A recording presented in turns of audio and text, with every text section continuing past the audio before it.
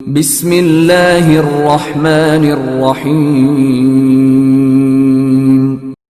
इक़रा बिस्मि रब्बिकल्लज़ी खलक़।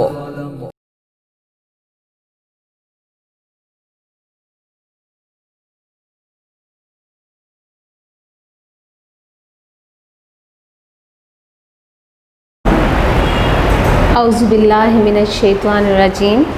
बिस्मिल्लाहिर्रहमानिर्रहीम। मुअज़्ज़ज़ वालिदैन और अज़ीज़ तलबा व तालिबात, अस्सलामु अलैकुम। जैसा कि बेटा आप जानते हैं कि हमने जमात दोम के पहले 6 अस्बाक मुकम्मल कर लिए थे। अब हमने सबक नंबर 7 शुरू करना है, जिसका नाम है कायदे आज़म। क्या नाम है? कायदे आज़म। कायद का मतलब है रहनुमा। रहनुमा बेटा, रास्ते को कहते हैं, और नुमा का मतलब है दिखाने वाला, यानी रहनुमा रास्ता दिखाने वाला। तो कायद का मायने है रहनुमा, और आज़म बड़ा। आज़म बड़ा। कायदे आज़म का क्या मायने है? बड़ा रहनुमा। क्या मायने है? बड़ा रहनुमा। अब आप सब लोग अपनी किताबें निकालें और किताब का पेज नंबर 52 खोलें। सब बच्चे किताब का पेज नंबर 52 खोलें और अपने सबक पर उंगली रखें, ताकि जब मैं आपको पढ़ाऊं तो आपको समझ आ जाए कि मैं क्या पढ़ाना चाह रही हूँ, और आप साथ साथ में पढ़ते जाएं।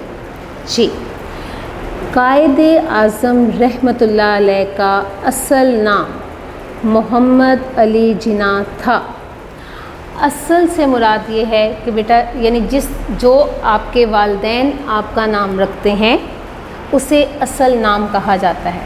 जैसे फ़र्ज़ करें, मैं आपको मिसाल एक दे रही हूँ कि किसी बच्चे का नाम दानियाल है, तो उसको घर वाले, असल नाम तो उसका दानियाल है, लेकिन घर वाले उसको दानी कहकर बुलाते हैं। अगर किसी बच्ची का नाम आयशा है तो आयशा उसका असल नाम है, लेकिन घर वाले उसको प्यार से क्या कहते हैं? आशी कह देते हैं।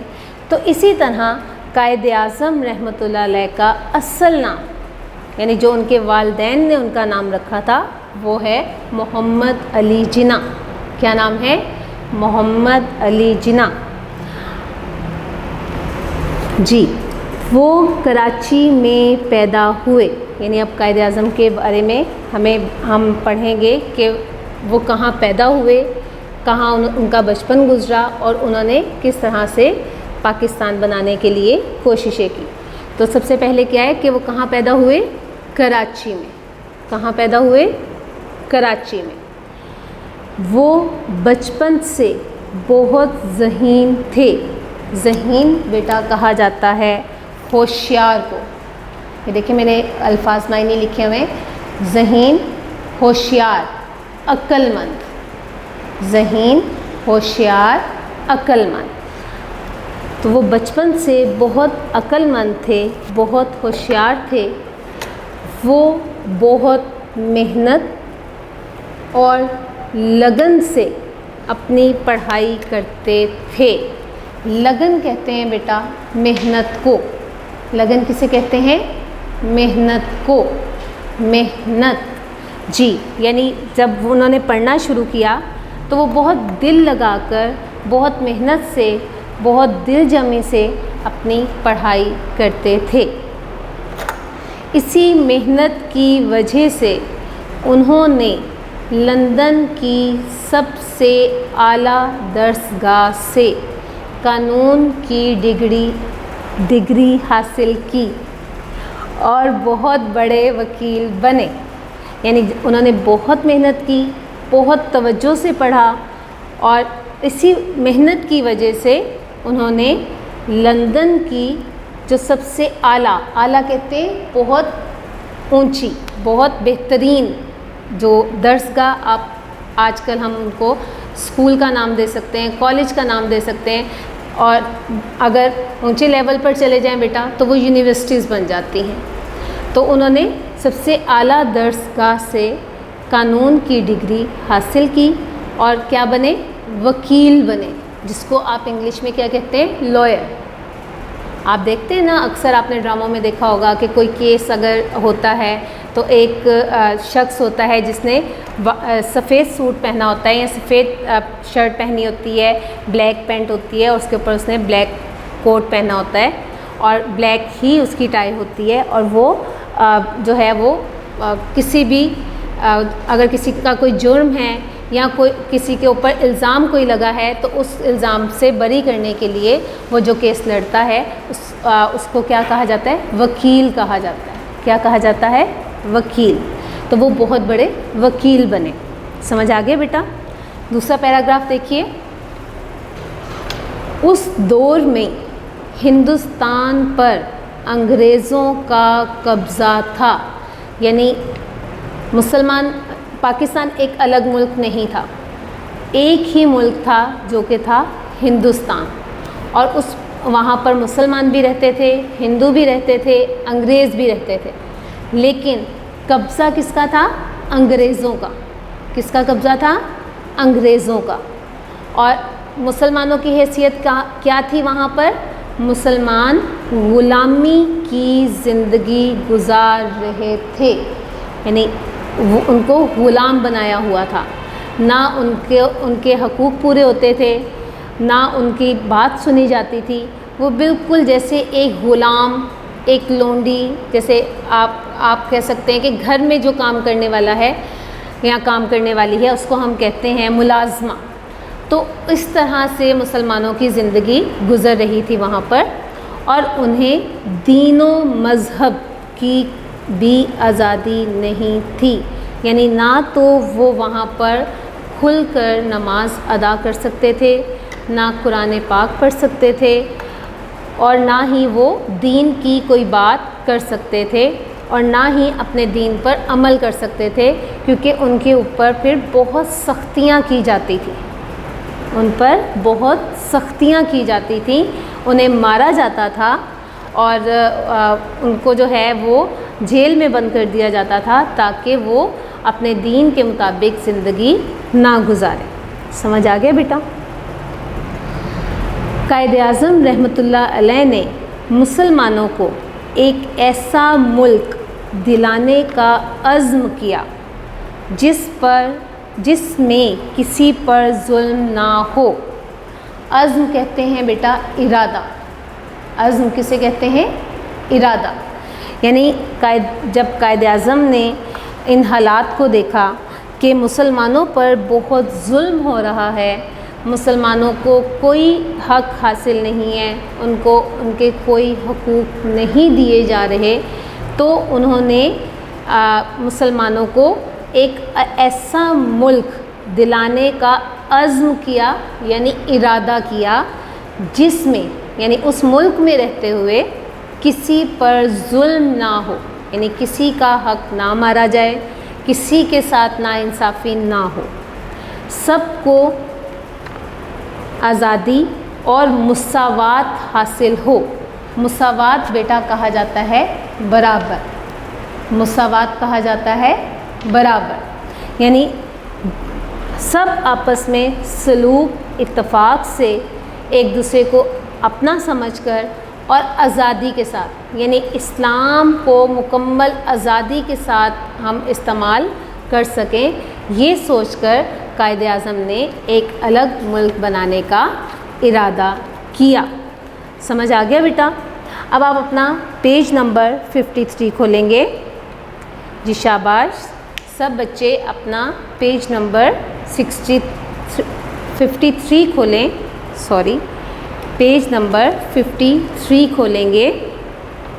जी, इस ख्वाब को सच करने के लिए कायद-ए-आज़म रहमतुल्लाह अलैह और उनके साथियों ने बहुत कोशिशें की, यानी ये ख्वाब देखा था। इरादा करने का मतलब ये कि उन्होंने अभी सिर्फ सोचा था, उन्होंने ख्वाब देखा था कि वो एक अलग वतन मुसलमानों को दिलवाएंगे ताकि मुसलमान आज़ादी से और मुसावात से उस मुल्क में ज़िंदगी गुजार सकें। तो इस इरादे को सच करने के लिए, उस ख्वाब को सच करने के लिए कायद-ए-आज़म रहमतुल्लाह अलैह ने और उनके साथियों ने, यानी कायद-ए-आज़म ने जब ये बात सोची तो उन्होंने अपने इर्द गिर्द जो उनके दोस्त थे उनसे भी बात की और उन्होंने कायद-ए-आज़म रहमतुल्लाह अलैह का साथ देने का फ़ैसला किया और हामी भरी। तो उनके साथियों ने भी बहुत कोशिशें की और उन कोशिशों में उन्हें बहुत ज़्यादा मुश्किलात का सामना करना पड़ा। मुश्किलात कहते हैं बेटा परेशानी आना, कि वो कोशिश करते थे अलग मुल्क के लिए, तो कभी हिंदू और कभी अंग्रेज़ जो थे वो उन कोशिशों को नाकाम करने की कोशिश करते थे। उनके जो इरादे थे उनको ख़त्म करना चाहते थे, तो उन्हें बहुत सी मुश्किलात का सामना करना पड़ा। लेकिन क्या हुआ कि वो पीछे नहीं हटे, वो मुसलसल कोशिश करते रहे और बिलाखिर क्या हुआ, कई सालों की मेहनत और कुर्बानियों के बाद आखिर आज़ादी मिली। यानी बहुत से साल गुज़र गए, बहुत कोशिशें की और बहुत मेहनत और कुर्बानियों के बाद आखिरकार हम अलग वतन हासिल करने में कामयाब हो गए। और वो कब आज़ाद हुआ हमारा मुल्क? 14 अगस्त 1947। कब हुआ? 14 अगस्त 1947 को पाकिस्तान कायम हुआ, यानी हमारा अलग वतन जो है वो कायम हो गया। कायद-ए-आज़म रहमतुल्लाह अलैह पाकिस्तान को एक ताकतवर मुल्क बनाना चाहते थे। ताकतवर का मतलब है मज़बूत। ताकतवर का क्या मतलब है? मज़बूत। यानी कायद-ए-आज़म चाहते थे कि पाकिस्तान में रहने वाले लोग इतने एक दूसरे की मदद करने वाले हों, आपस में सलूक और इत्तफ़ाक़ से रहने वाले हों कि कोई भी उनको ना हरा सके।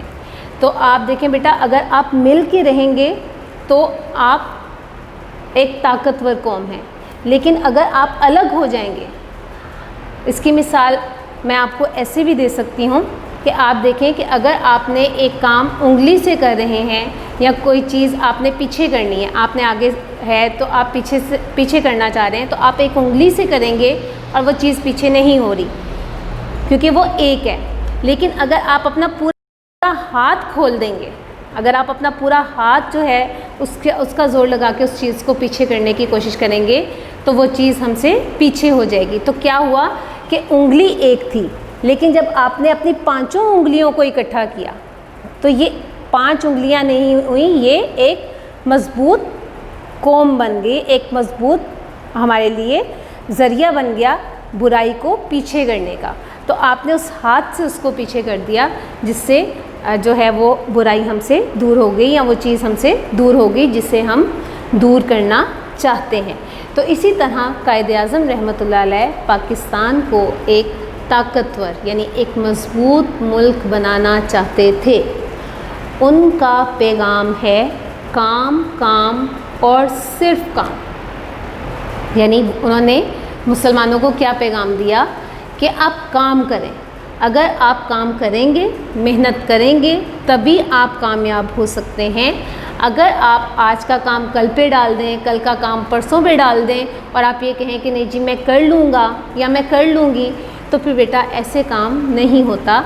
तो आप रहमतुल्लाह अलैह का भी यही पैगाम था, काम, काम और सिर्फ काम। और दुनिया में वही कौमें कामयाब होती हैं जो मेहनत करती हैं, जो लगन से काम करती हैं, तभी वो कामयाब होती हैं। अगर वो मेहनत नहीं करेंगी तो कभी भी कामयाब नहीं हो सकती। समझ आ गया?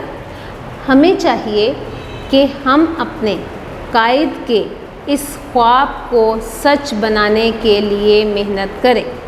यानी अब आगे हमें आखिर में क्या सबक मिल रहा है कि हमें अपने कायद यानी अपने रहनुमा जो हमारे कायद-ए-आज़म रहमतुल्लाह अलैह हैं, उनके ख्वाब को पूरा करने के लिए क्या करनी चाहिए? मेहनत। क्या करनी चाहिए? मेहनत। समझ आ गया बेटा? जी। अब आप जानते हैं बेटा कि आपको PDF फाइल्स के ज़रिए काम भिजवाया जा चुका है। उसमें आपके अल्फाज मायने भी शामिल हैं जो कि मैंने अभी आपको पढ़ाए हैं। अब देखें, जैसे दर्सगाह वो जगह जहाँ तालीम दी जाए। मैंने अभी आपको समझाया था कि पहले ज़माने में दर्सगाह कहा जाता था, अब हमने उनका नाम क्या दे दिया है? School, college, university. क्या नाम दे दिया है? School, college, university. समझ आ गया बेटा? यानी वो जगह जहाँ से हमें तालीम मिलती है। अब हम अपने इमला के अल्फाज देखेंगे। सब बच्चे देखें इमला के अल्फाज। नंबर 1 ज़हीन। क्या है? नंबर 1 क्या है? ज़हीन। नंबर 2 कायद। नंबर 2 कायद। नंबर 3 लगन। नंबर 3 लगन। नंबर 4 मेहनत। नंबर 4 मेहनत। नंबर 5 कब्ज़ा। नंबर 5 कब्ज़ा, यानी कोई ऐसी चीज़ जो आपकी नहीं है लेकिन आप ज़बरदस्ती अपने पास रख लेते हो, तो वो क्या होती है कि आपने उस चीज़ पर कब्ज़ा कर लिया है। क्या हुआ है कि आपने उस चीज़ पर कब्ज़ा कर लिया है, तो ये भी गलत है। नंबर 6 है अज़्म। नंबर 6 क्या है? अज़्म। नंबर 7 ताकतवर। ताकतवर। नंबर 8 आज़ादी। नंबर 8 आज़ादी। नंबर 9 हिंदुस्तान। क्या वर्ड है? हिंदुस्तान। क्या वर्ड है? हिंदुस्तान। और नंबर 10 पे क्या है? दर्सगाह। क्या वर्ड है? दर्सगाह। फिर पढ़ें दर्सगाह। समझ आ गया बेटा? जी। अब आगे आप हमारे सवालात का शुरू होता है काम। आपका सबसे पहला सवाल है कायद-ए-आज़म रहमतुल्लाह अलैह का असल नाम क्या था? क्या सवाल है? कायद-ए-आज़म रहमतुल्लाह अलैह का असल नाम क्या था? तो ये हमने सबसे पहले पढ़ा है और आपके पास ये काम मौजूद भी है। आप अपनी कॉपीज़ निकालें ताकि आपको सवालों के जवाब समझने में आसानी हो। कायद-ए-आज़म रहमतुल्लाह अलैह का असल नाम मोहम्मद अली जिन्ना था। क्या आंसर है इसका? कायद-ए-आज़म रहमतुल्लाह अलैह का असल नाम मोहम्मद अली जिन्ना था। सवाल नंबर 2 है आपका, पाकिस्तान कब कायम हुआ? क्या सवाल है? पाकिस्तान कब कायम हुआ, यानी पाकिस्तान कब बना, यानी हमारा मुल्क जो है अलग हुआ वो कब हुआ? तो आप इसका क्या आंसर लिखेंगे? पाकिस्तान 14 अगस्त 1947 को कायम हुआ।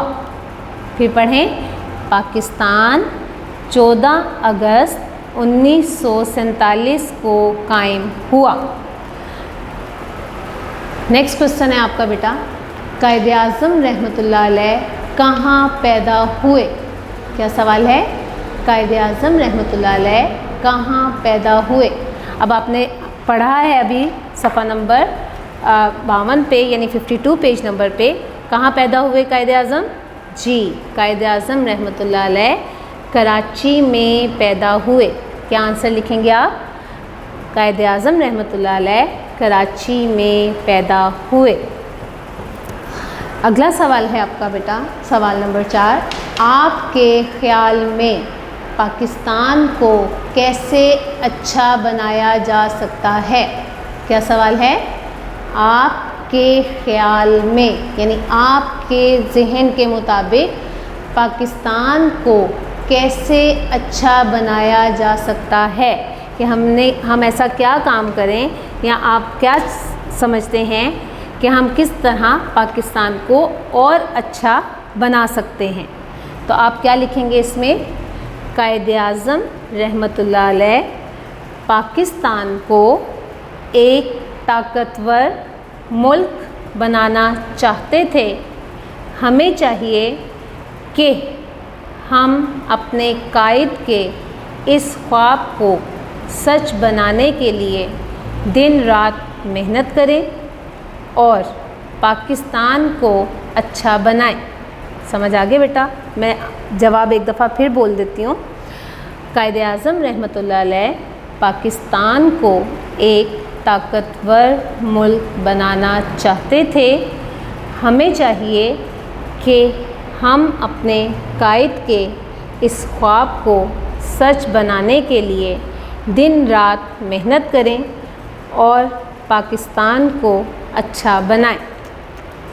जी बेटा, अब आपका सवाल नंबर 5 है वाव और नून गुन्ना। क्या ये लिखे हुए वाव और नून गुन्ना? देखिए मैंने इसके अंदर नुक्ता नहीं डाला। अगर इसके अंदर मैं नुक्ता डाल देती तो ये नून बन जाता, तो ये इसके अंदर नुक्ता नहीं है और जिसमें नुक्ता नहीं होता वो नून गुन्ना होता है। ठीक है, वाव नून गुन्ना लगा कर जमा बनाए। ठीक है, यानी आगे लफ्ज़ लिखे हुए, तो आपने सबसे पहले पहला वर्ड है आपका नाम। पहला वर्ड आपका क्या है? नाम। तो हमने क्या करना है? नून अलिफ ना ऐसे ही लिखेंगे, मीम के साथ वाव लगा देंगे तो ये मीम वाव मो, और नून गुन्ना इसके आगे लिख देंगे तो ये बन जाएगा नामो। नाम की जमा क्या बनेगी? नामो। अगला लफ्ज़ है मुसलमान। क्या लफ्ज़ है? मुसलमान। तो हम मीम सीन लाम मीम और अलिफ, ये तो हमारा ऐसे ही आएगा, लेकिन नून के साथ हम क्या लगाएंगे? वाव। नून के साथ क्या लगाएंगे? वाव। और आगे हमने क्या लिखना है? नून गुन्ना। क्या लिखना है? नून गुन्ना। तो क्या बन जाएगा? मुसलमानों। क्या बन जाएगा? मुसलमानों। नेक्स्ट वर्ड है बेटा आपका काम। क्या वर्ड है? काम।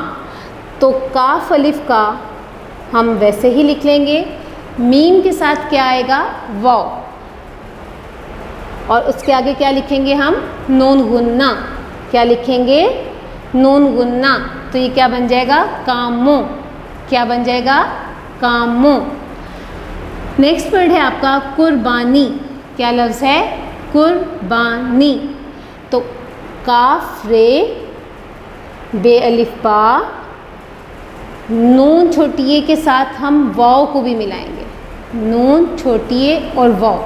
अब हमने ये तीनों हर्फ इकट्ठे लिखने हैं, नून छोटी ए और वाव, और आगे आ जाएगा नून गुन्ना। क्या आ जाएगा? नून गुन्ना। तो ये बन जाएगा कुर्बानियों। क्या बन जाएगा? कुर्बानियों। नेक्स्ट वर्ड है अंग्रेज़। क्या वर्ड है? अंग्रेज़। तो अलिफ नून गाफ रे। अब ये देखें जे के साथ हम वाव मिला नहीं सकते, तो हम पहले ये पूरा वर्ड अंग्रेज़ जो है वो एज इट इज़ लिखेंगे और उसके आगे हम वाव और नून गुन्ना लगा देंगे तो बन जाएगा अंग्रेज़ों। क्या बन जाएगा? अंग्रेज़ों। समझ आ गए बेटा? ये आपके वाहिद जमा है। उसके बाद आपका अगला सवाल है जुमले बनाएं। अगला सवाल है आपका जुमले बनाएं।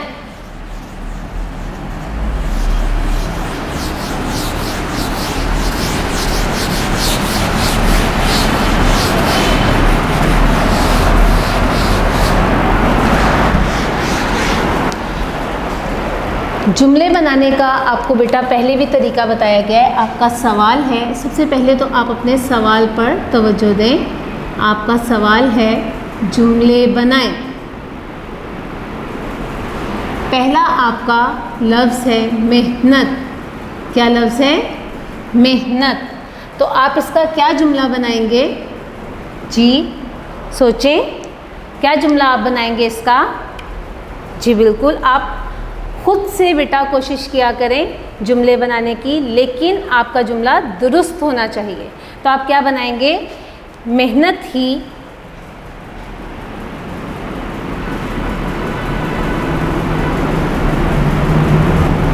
कामयाबी का ज़रिया है। यानी अगर हम चाहते हैं कि हम दुनिया में कामयाब हों तो हमें क्या करनी चाहिए? मेहनत करनी चाहिए। क्या करनी चाहिए? हमें मेहनत करनी चाहिए। समझ आ गया? नंबर 2 है आपका ज़हीन। नंबर 2 क्या है? ज़हीन। ज़हीन का मतलब क्या मैंने बताया था? होशियार, अक्लमंद। तो आप इसमें ये भी बना सकते हैं कि कायद-ए-आज़म रहमतुल्लाह अलैह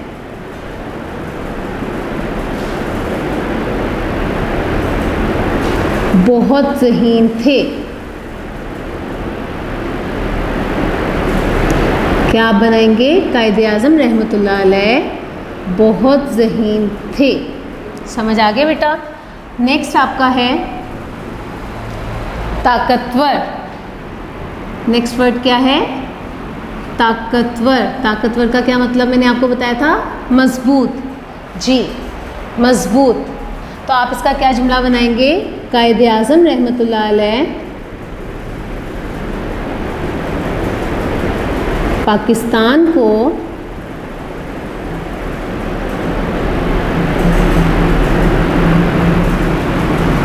एक ताकतवर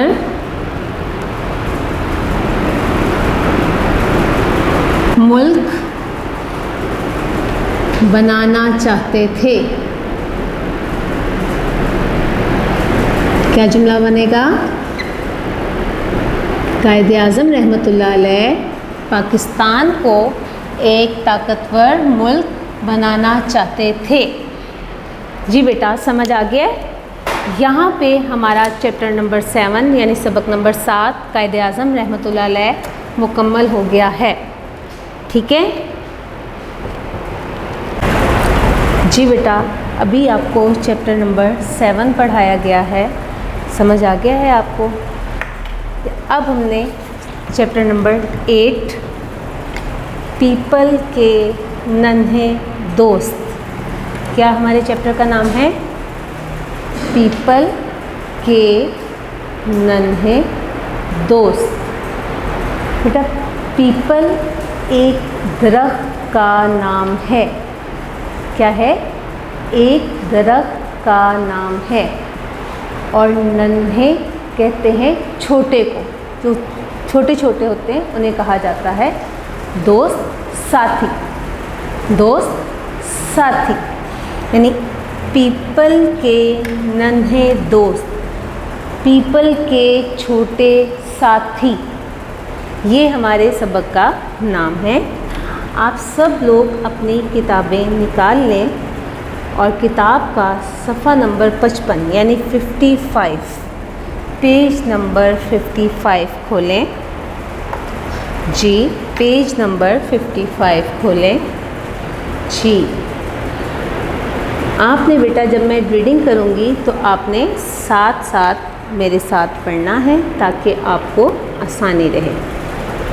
खुशी आबाद के जंगल में पीपल का एक दरख्त अकेला खड़ा था।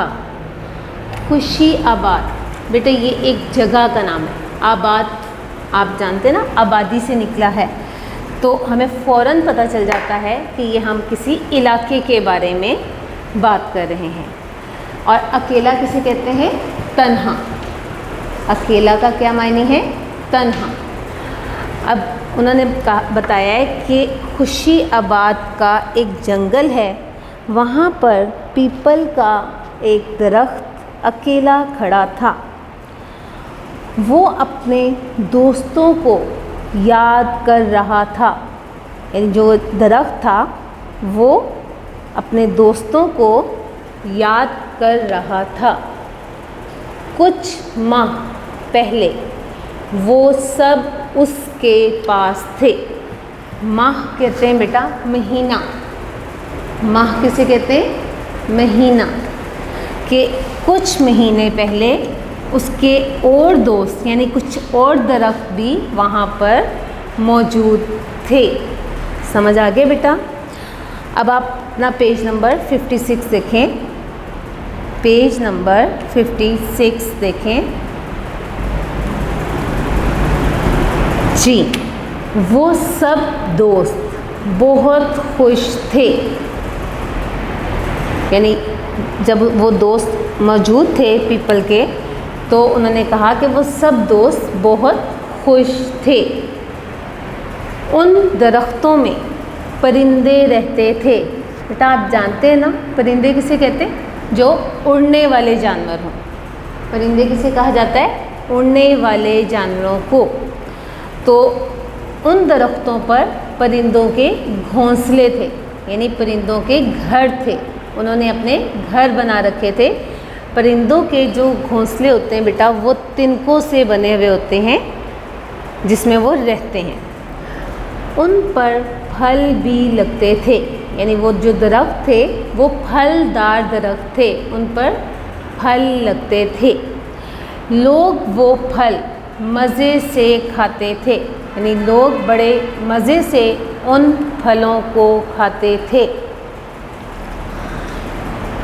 लोग दरख्तों के साए में आराम करते थे, यानी वो दरख्त इतने घने थे, इतने सायादार थे, यानी इतने ज़्यादा फैले हुए थे वो कि लोग भी उनके साए में आराम करते थे। एक दिन कुछ लोग आए, यानी एक दिन उस जंगल में कुछ लोग आए। उन्होंने चंद घंटों में बहुत से दरख्त काट दिए, यानी थोड़ी सी देर में उन्होंने बहुत से दरख्तों को काट दिया। वो लोग कटे हुए दरख्तों को ट्रक में लाद कर ले गए। ट्रक बेटा कहते हैं, आपने देखा होगा, एक तो कार होती है छोटी गाड़ी जिसमें हम सिर्फ वो सवारी के लिए इस्तेमाल होती है, हम उसमें 4 लोग आसानी से या 5 लोग बैठ सकते हैं। उसके बाद थोड़ी सी बड़ी गाड़ी होती है, लेकिन आपने अक्सर देखा होगा कि एक ऐसी बड़ी गाड़ी के आगे ड्राइवर के बैठने की या उसके साथ 1-2 लोगों के बैठने की जगह है, और पीछे जो है वो खाली जगह होती है, और उस पर सिर्फ एक जो है वो उसको कवर किया हुआ होता है, बाकी वो जगह बिल्कुल खाली होती है। उसमें हम अपनी सामान घर, यानी अगर हमने एक जगह से दूसरी जगह जाना है तो हम अपने घर के सामान को वहाँ उस पर रख कर दूसरी जगह पर लेकर जा सकते हैं। तो ट्रक जो है वो भारी चीज़ों को एक जगह से दूसरी जगह ले जाने के लिए काम आते हैं। ऐसी गाड़ी को कहते हैं जिसमें भारी चीज़ों को, भारी अशिया को लाद कर, यानी उसमें डाल कर, भर कर, लाद कर मतलब है भर कर, लाद कर, भर कर, यानी भर कर उस ट्रक को दूसरी जगह लेकर जा सकते हैं। तो क्या उसने बताया कि कुछ घंटों में वो जो लोग आए थे उन्होंने बहुत से दरख्तों को काट लिया और फिर उन कटे हुए दरख्तों को एक ट्रक में भर कर ले गए। जी बेटा, अब अपना पेज नंबर 57 खोलिए। बुक का पेज नंबर 57 खोलें। जी, जंगल में पीपल के दरख्त के सिवा कुछ ना रहा। अब आप बेटा देख सकते हैं कि आपके हर सफ़े पर तस्वीर भी बनाई गई है। उस तस्वीर में दिखाया गया है कि किस तरह बाकी दरख्त कट चुके हैं और वहाँ पर सिर्फ कौन सा दरख्त रह गया है? पीपल का। कौन सा दरख्त रह गया है? पीपल का। परिंदे और जानवर जंगल से चले गए। देखें, अगर दरख्त नहीं होंगे, पौधे नहीं होंगे, या वहाँ पर खाने का कोई सामान नहीं होगा, या दरख्तों के साए में रहने के लिए कोई हमें जगह नहीं मिलेगी, तो फिर वहाँ पर परिंदे और जानवर नहीं रहेंगे। परिंदे और जानवर ऐसी जगह पर रहते हैं जहाँ पर उनको खाने की अशिया मिल सके और यानी जंगलात ज़्यादा हों, दरख्त ज़्यादा लगे हुए हों, तो वहाँ पर वो आसानी से रह लेते हैं। तो जब सारे दरख्त कट गए और सिर्फ एक पीपल का दरख्त बाकी रह गया, तो जितने भी वहाँ पर परिंदे थे और जानवर थे वो जंगल से चले गए। लोगों ने भी जंगल में आना छोड़ दिया, यानी लोग जो फल लेने आते थे वहाँ बैठते थे साए में और उन दरख्तों के फल खाते थे, उन्होंने जब देखा कि वहाँ पर कोई दरख्त बाकी नहीं रहा तो उन्होंने भी वहाँ पर आना छोड़ दिया। पीपल उदास खड़ा था। उदास कहते हैं बेटा गमगीन को। उदास किसे कहते हैं? गमगीन को। कि वो जब पीपल ने देखा कि मैं अकेला रह गया हूँ, कोई भी मेरे पास मौजूद नहीं है, तो वो बहुत गमगीन हो गया, बहुत उदास हो गया कि उसके पास कोई भी मौजूद नहीं है। तो वो बहुत उदास जो है वो वहाँ पर खड़ा था। उतनी देर में क्या हुआ? उतनी देर में कुछ बच्चे आए, यानी थोड़ी देर बाद वहाँ पर कुछ बच्चे आए। उन्होंने पूरे जंगल में नन्हे पौधे लगाकर उनको पानी दिया। यानी पीपल के दरख्त ने क्या देखा कि कुछ बच्चे आए और उन्होंने मुख्तलिफ़ जगहों पर बीज बोए। और बीज बेटा छोटा सा एक दाना सा होता है, जैसे आप देखते हैं आप तरबूज खाते हैं, आप खरबूजा खाते हैं, तो जब वो काटते हैं तो अंदर से एक छोटा सा बीज निकलता है। तो वो बीज जो है वो हमें इस तरह से हमें छोटे छोटे बीज मिलते हैं दरख्तों के को लगाने के लिए, और वो हम ज़मीन के अंदर ज़मीन को खोद कर उन बीजों को उस ज़मीन में लगाते हैं और फिर उसको पानी दिया जाता है, उसकी देखभाल की जाती है और फिर वो पौधे बनते हैं और फिर आहिस्ता आहिस्ता दरख्त बन जाते हैं। तो पीपल के दरख्त ने देखा कि कुछ बच्चे आए और उन्होंने छोटे छोटे पौधे लगा दिए। ये देखकर पीपल मुस्कुराया, यानी ये देखकर पीपल का दरख्त जो है वो बहुत खुश हुआ। उन प्यारे बच्चों की मेहनत से खुशी आबाद का जंगल फिर से खुश और आबाद होने वाला था। यानी उसने जब देखा कि वहाँ पर पौधे लग गए हैं तो वो बहुत खुश हुआ कि उसने सोचा कि इन बच्चों ने बहुत अच्छा काम किया है और अब हमारा जंगल जो है वो दोबारा से खुश और आबाद हो जाएगा। समझ आ गया बेटा?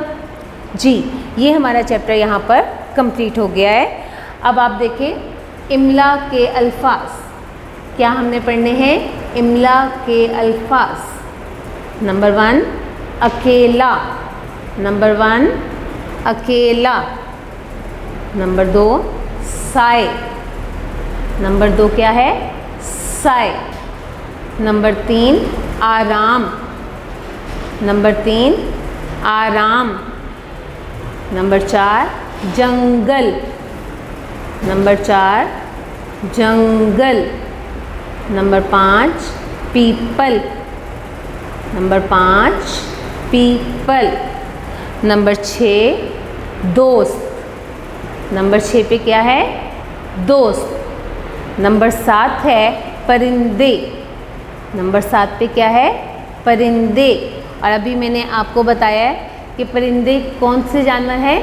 उड़ने वाले, यानी जिनके पर होते हैं, जो उड़ सकते हैं, उन्हें परिंदे कहा जाता है।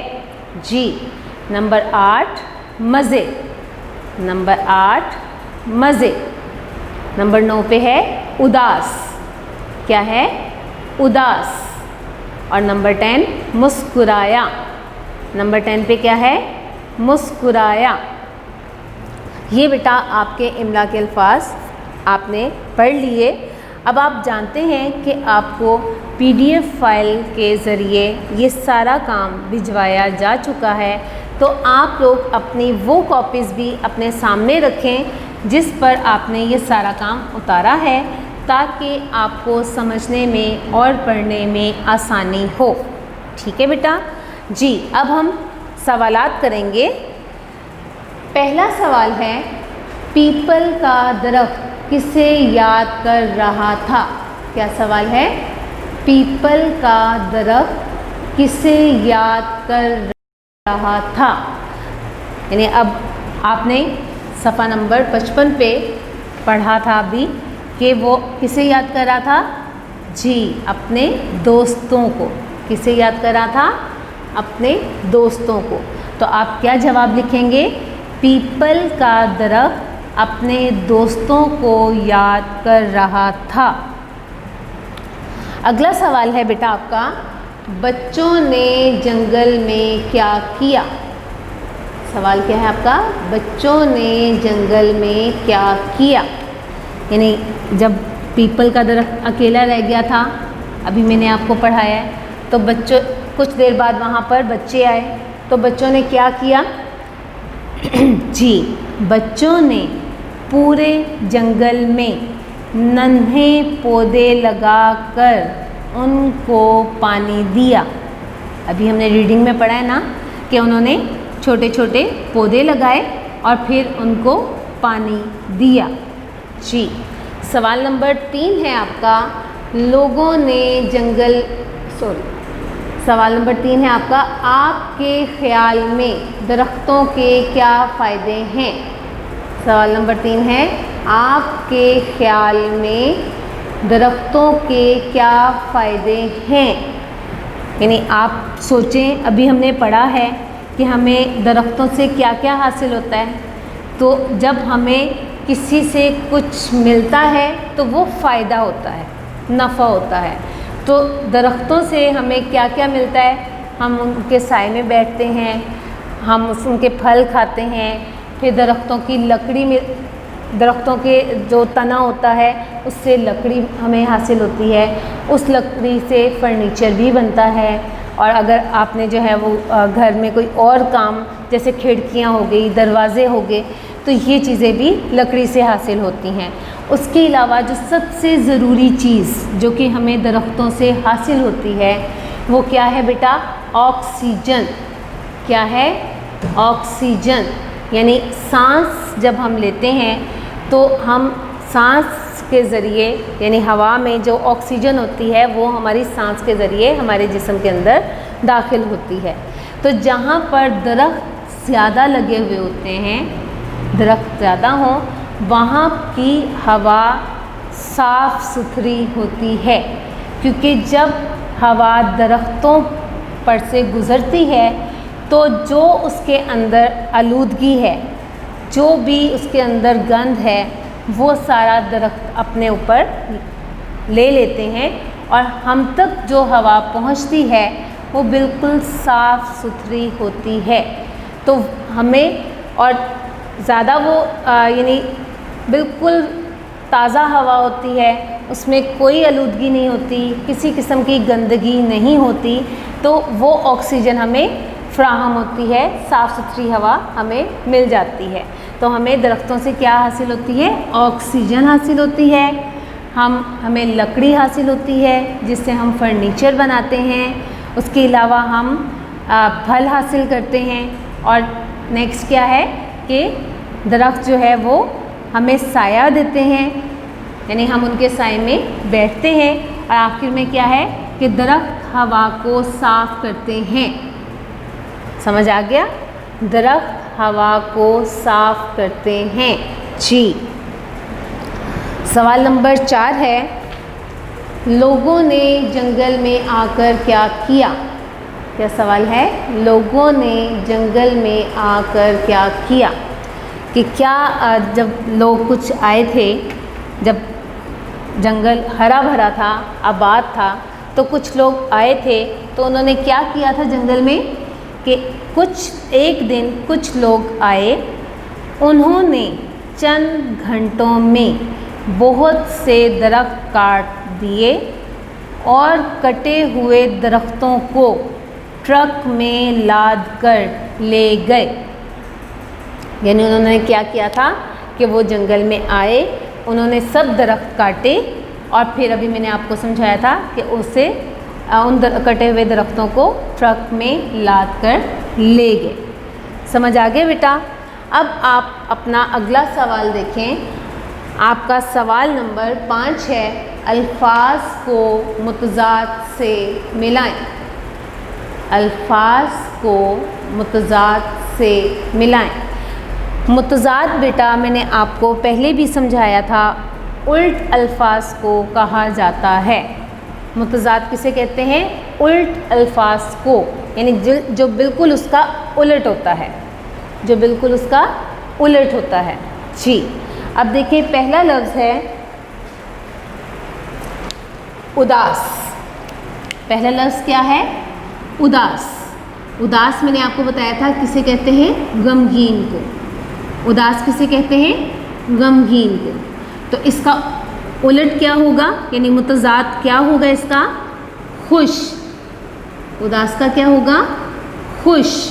तो हमने उदास को खुश से मिला दिया। समझ आ गया बेटा? उसके बाद अगला लफ्ज़ है हमारा दिन। क्या लफ्ज़ है? दिन।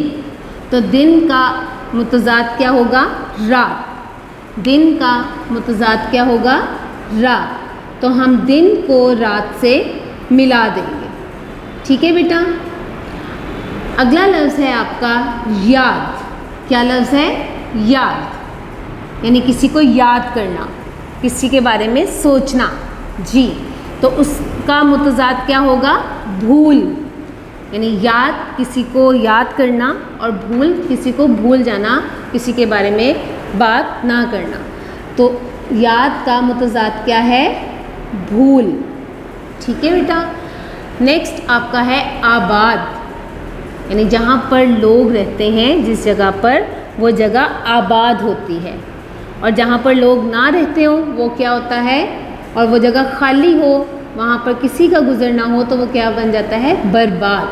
तो आबाद का मुतज़ाद क्या हुआ? बर्बाद। आबाद का मुतज़ाद क्या हुआ? बर्बाद। नेक्स्ट वर्ड है बेटा आना।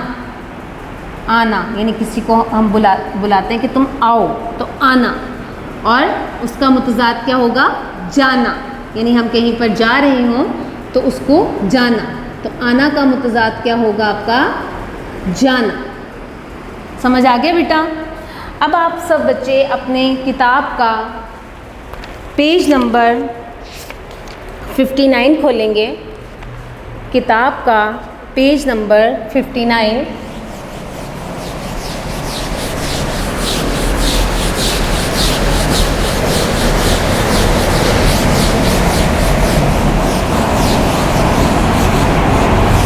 जी बेटा, किताब का पेज नंबर 59 खोलेंगे।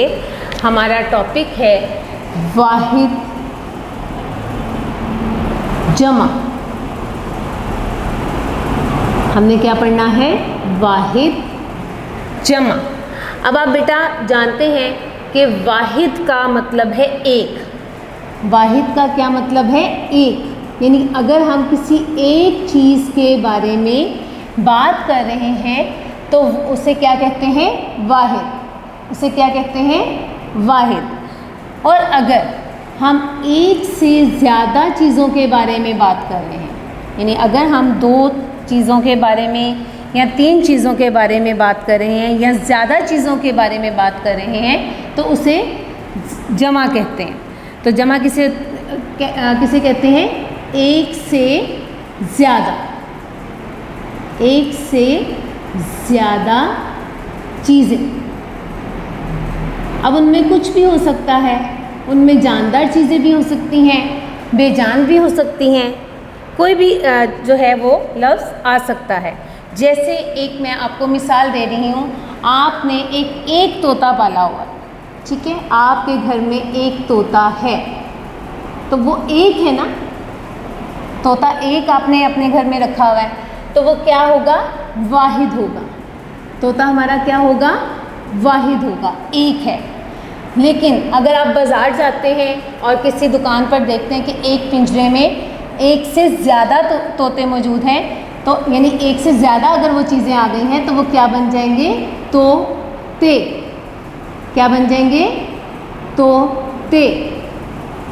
समझ आ गया बेटा? इस तरह से आपने ये काम, आपने वाहिद और जमा को समझना है कि वाहिद कहते हैं एक चीज़ को और जमा कहते हैं एक से ज़्यादा चीज़ों को। ठीक है, जैसे अगर आपके पास एक तोता है तो वो क्या है, वाहिद है। और अगर किसी के पास ज़्यादा तोते हैं, तोते, तो वो क्या आप पढ़ेंगे, तोते, और वो क्या होंगे, जमा में आ जाएगा। क्या आएगा, जमा में आ जाएगा। अब मैं आपको कुछ वाहिद और जमा बताने लगी हूँ। यहाँ पर हम यहाँ पर कुछ वाहिद और जमा लिखेंगे और फिर हम उसे मैच करेंगे। ठीक है, कमरा, पहला लफ्ज़ है कमरा। दूसरा लफ्ज़ है लड़का। दूसरा लफ्ज़ क्या है, लड़का। तीसरा लफ्ज़ है तोता। तीसरा लफ्ज़ क्या है, तोता। नेक्स्ट वर्ड है कपड़ा। नेक्स्ट वर्ड क्या है आपका, कपड़ा। और नेक्स्ट है परिंदा। क्या लफ्ज़ है आपका, परिंदा। ये आपके वाहिद हो गए। अब हम जमा में इन्हीं की जो जमा होगी उसको आगे पीछे करके लिखेंगे। जैसे पहले मैं लिख देती हूँ तो ते, दूसरे नंबर पर लिख दूंगी परिंदे, नंबर 3 पे लिख दूंगी कपड़े। नेक्स्ट आपका आ जाएगा कमरे और नेक्स्ट आ गया लड़के। अब हमने बेटा इसको आपस में मिलाना है। अब आप जानते हैं कमरा यानी आपके घर में अगर एक कमरा है तो वो क्या होगा, वाहिद होगा। लेकिन अगर आपके घर में एक से ज़्यादा कमरे मौजूद हैं तो वो क्या बन जाएगा, हमारी जमा हो जाएगी और वो कमरे। तो वाहिद को हम उसकी जमा से मिला देंगे, यानी कमरा की जमा है कमरे। क्या जमा है, कमरे। जी, अगला लफ्ज़ है लड़का, यानी एक लड़का। अब जैसे आप स्कूल आते हैं, आप जब आए हैं तो आपकी क्लास में कोई भी मौजूद नहीं है, आप हैं, तो आप एक वाहिद है ना, एक हैं, सिर्फ आप ही मौजूद हैं, तो वो क्या होगा, लड़का। और जब ज़्यादा लड़के आ जाएंगे तो वो क्या बन जाएगी, जमा। तो लड़का की जमा है लड़के, लड़का की जमा है लड़के। जी, तोता, तोते। तोता की जमा क्या है, तोते। कपड़ा, कपड़ा, तो इसकी जमा क्या है, कपड़े। क्या जमा है, कपड़े। जी, नेक्स्ट वर्ड है परिंदा, एक परिंदा। लेकिन आप देखें किसी दरख्त पर अगर आपने एक परिंदे को देखा है तो वो एक वाहिद है, लेकिन अगर आप आसमान पर उड़ते हुए देखें तो हमें एक से ज़्यादा जो है वो नज़र आते हैं, तो वो बन जाते हैं परिंदे। क्या बन जाते हैं, परिंदे। तो हम परिंदा को मिला देंगे इसकी जमा परिंदे से। ठीक है, समझ आ गया बेटा। अब यहाँ पर हम खाली जगह पुर करेंगे। आप अपनी किताब का सफ़ा नंबर 60 यानी पेज नंबर 60 खोलें। बुक का पेज नंबर 60 खोलें। अब इसमें कुछ सेंटेंसेस हैं, जैसे यहाँ पर मैं लिख दूँगी वाहिद और यहाँ जमा। अब वाहिद में मैं एक जुमला लिख रही हूँ, ये लड़का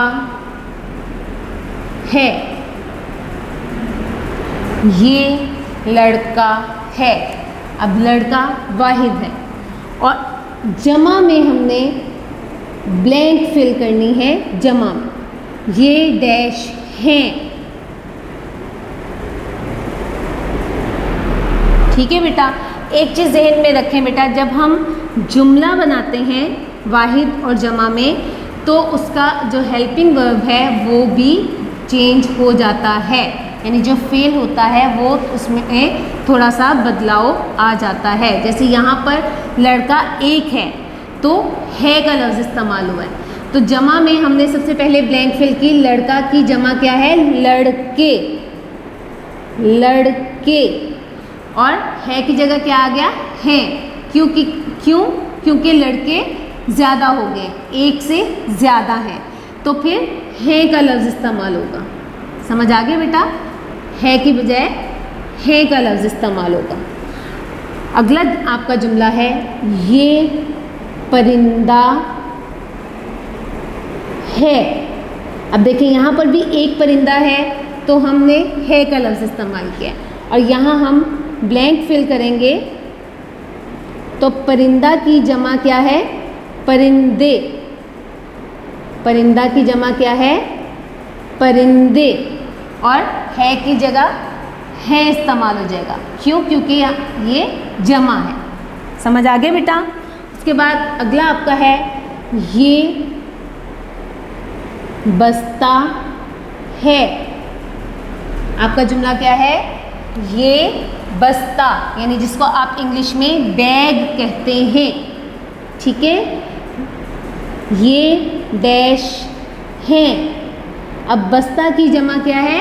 बस्ते। बस्ता की जमा क्या है? बस्ते।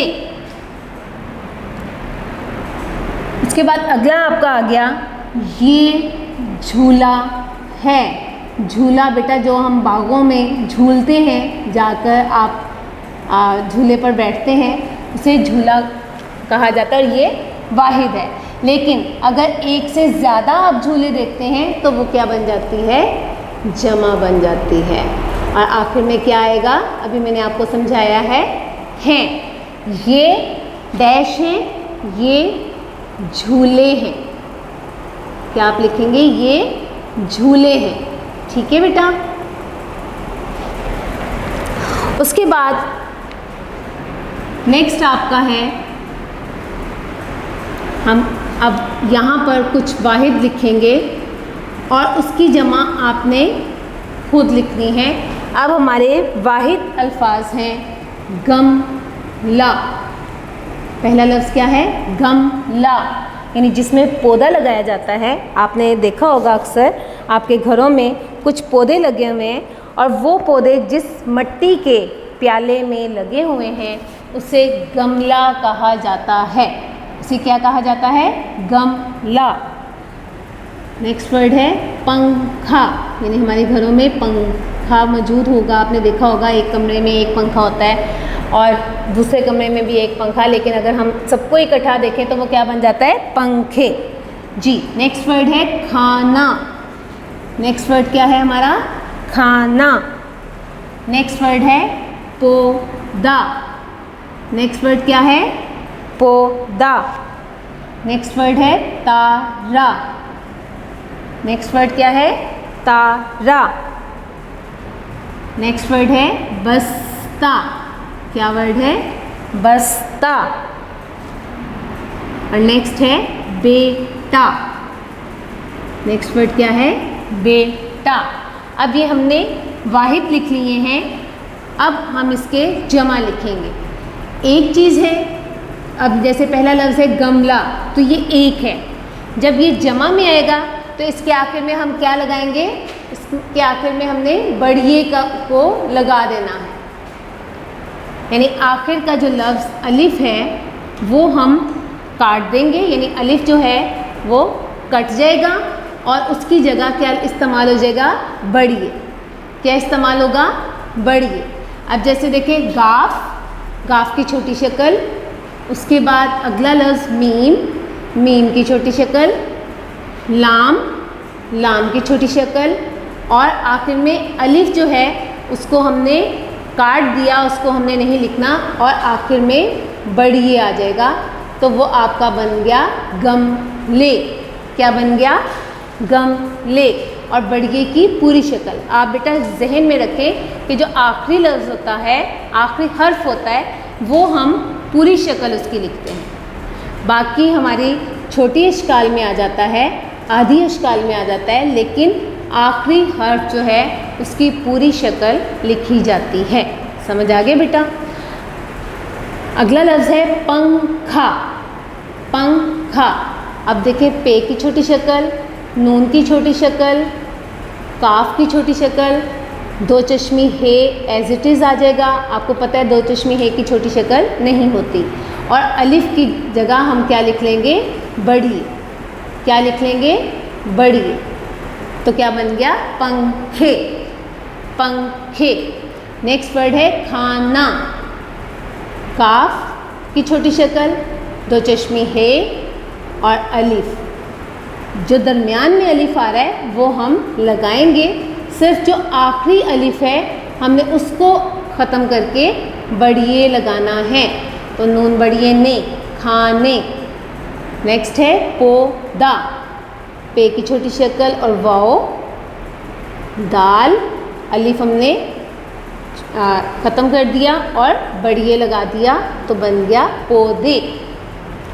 नेक्स्ट वर्ड है तारा। क्या वर्ड है? तारा। ते की छोटी शक्ल और अलिफ, ते अलिफ ता, रे और अलिफ की जगह क्या आ जाएगा? बड़िए। तो क्या बन गया? तारे। क्या बन गया? तारे। नेक्स्ट वर्ड है बस्ता। बे की छोटी शक्ल, सीन की छोटी शक्ल, ते और अब यहाँ पर हे आ रहा है बेटा। आप देखिए शुरू में हर जगह पे अलिफ था लेकिन यहाँ पर हे है, तो हमने इस हे को ख़त्म कर देना है और आखिर में बड़िए लगा देना है। तो हमारा बन जाएगा बस्ते। क्या बन जाएगा? बस्ते। बेटा। बे की छोटी शक्ल, ये की छोटी शक्ल, ते की छोटी शक्ल और फिर आगे बढ़िए पूरा। तो ये हमारा क्या बन गया? बेटे। क्या बन गया? बेटे। समझ आ गया बेटा। यहाँ पर हमारा सबक नंबर 8 मुकम्मल हो गया है। अब इस सबक के बारे में अगर आपको किसी मुश्किल का सामना है, कोई बात आपको समझ में नहीं आई, तो आप उस लफ्ज़ को लिखकर या उन अल्फाज को अंडरलाइन करके उसकी तस्वीर स्कूल के नंबर पे व्हाट्सएप कर सकते हैं और आपको रहनुमाई कर दी जाएगी। आपके जो सवालात हैं वो आपको जो है उनका जवाब दे दिया जाएगा। अगले लेक्चर के साथ हाजिर होंगी। अल्लाह हाफ़िज़।